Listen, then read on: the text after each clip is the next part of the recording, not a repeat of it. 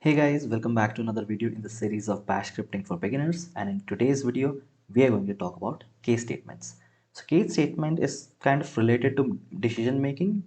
We talked about if else statements in a few videos back, but this case statements is a bit different from that. So before diving right into the video, I would like to request that if you are new over here, kindly subscribe my channel. So let's dive right into the video. Okay, so what is a case statement basically? So one way to work on a multi-way branch is that you can use multiple if-elif statements. So if you have paid attention to my course, in a few videos we have talked about if-elif statements.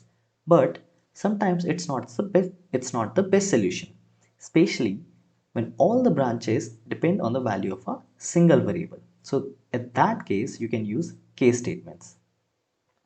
So as I said, for that we have case Esac statement. This handles exactly this type of situation. While comparing case Esac, it does the same thing more efficiently than repeated if-elif statements. So let's talk about the syntax. So it starts from case, which you can see over here, and you have to have a word in over here, which has to be matched, and then there should be a pattern. The pattern should be closed by this bracket, and then statement that you need to be executed, your code over here, and you have to give this double semicolon over here.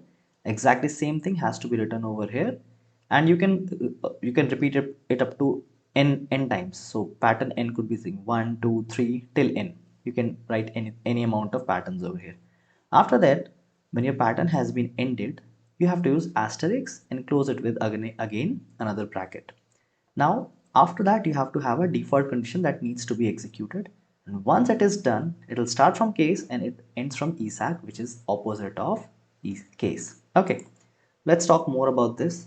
Each case statement starts with a case keyword. So you have to have a case keyword, which you just saw in the syntax, followed by the case expression and in keyword. The statement ends with the Esac keyword. You can use multiple patterns separated by this pipe operator. Using bracket end operator, we terminate a pattern list.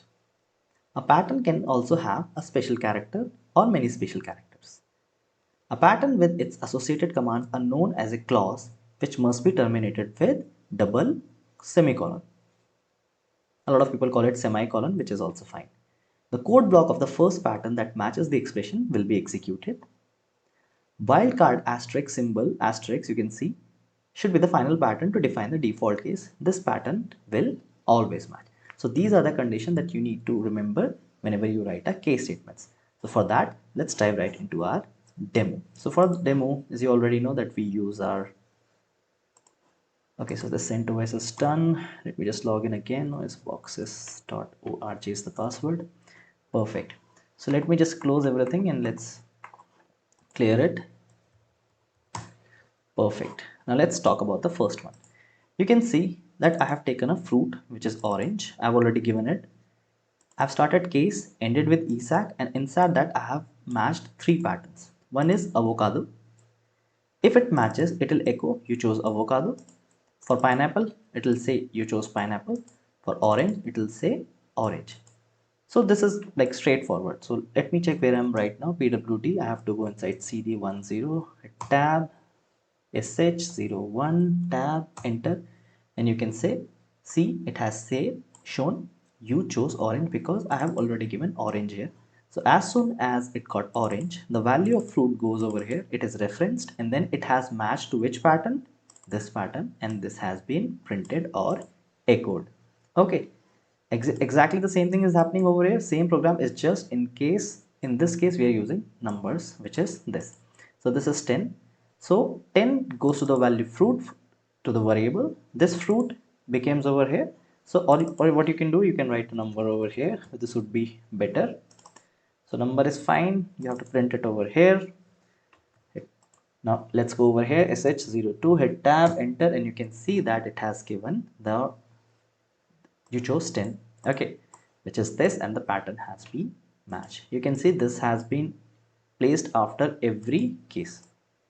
So in this we have not written the default case. So what happens if the value does not match? Let us run it again, and I'll give 1 over here, and it will say back command not found. So what you have to do, you have to give a value. Okay, Now let's talk about that same value over here in which we'll give the asterisk value. Okay.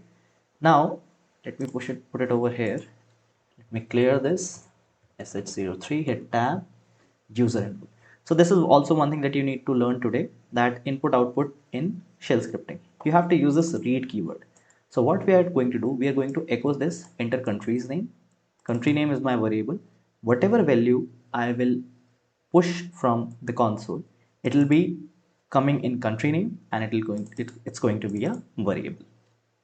So we are echoing now the official language of country name. Country name is the value which I'm going to give is same thing, case Lithuania. It will echo Lithuanian. For India, it will say Hindi. For Romania and Moldova, it would be Romanian. Echo English for United Kingdom, Guyana, Cayman Islands, and USA. Just pay attention for single one. I'm not given any inverted commas, but for double, because there is a space over here, that's why I've given double over here, because I don't want to invite any problems.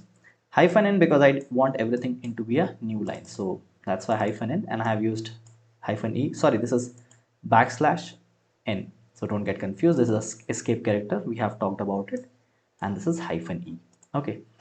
Asterisk, because there is an unknown stuff. Because there would be no value matching, then it would be going over here and printing this. And then Esac, it's going to end it over here. Now, in the previous program, there was no this. We didn't talk about this condition, but now we'll talk.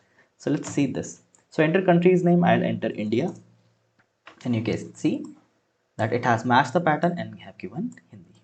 We have talked about this pipe. Now there are four patterns that has to be four results. Four patterns that can be matched with the input, and the result would be English. So if I run it over again, and I give anything such as Guyana, it will say English.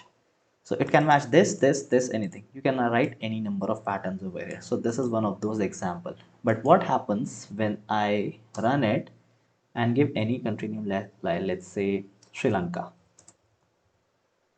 Okay, it will say unknown. Why? Because there was no value, and you have to write that case with asterisk and closing bracket. So I hope you have understood this case. One more example of similar thing. Let us go back over here. User input 2. Let me just clear this. It's kind of the same, but a little bit of difference. sh04, hit tab, enter.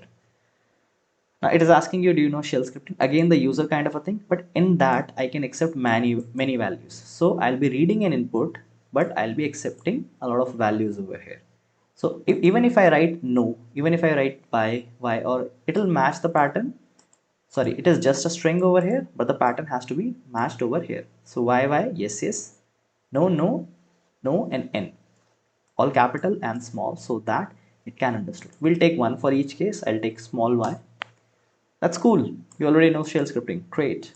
But if I run it again, and then what I'll do is I'll take a yes. Sorry, both the times I've taken yes. Now I'll take a no over here and say no problem. Logic Ops Lab is here to help then. Okay. So I hope you guys have understood.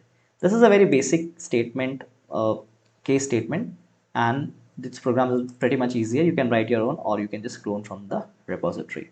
So if there is anything, feel free to comment below and we will address that. So thanks guys, and I'll see you in the next video.